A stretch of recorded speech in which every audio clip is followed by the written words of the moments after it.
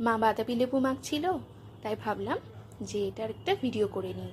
যদিও কাজ করতে গেলে যখনই আমি ক্যামেরাটা নিয়ে যাই, মা খুবই অপ্রস্তুত হয়ে যায় আর মার খুব দেরি হয়ে যায়, সেটা বুঝতে পারি, কিন্তু কিছু করার নেই, আমাকে দেখাতেও হবে। আর আমার খুব মনেও হয় যে এই রান্নাগুলো, মানে মার যে রান্নাগুলো, সেগুলো আমি সব ক্যামেরাবন্দি করে রাখি।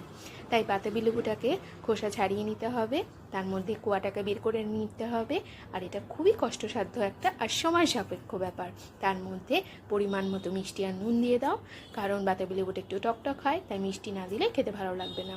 আর এখানে কাঁচা লঙ্কা দেওয়া যায়, এর আগে কাঁচা লঙ্কা দিয়ে মাখিয়ে হয়েছে, কিন্তু এবারে আমি শুকনো লঙ্কাটাকে একটু টেলে নিয়ে সেটাকে গুঁড়ো করে নিয়েছি আর সেটা দিয়ে মাখা হয়েছে।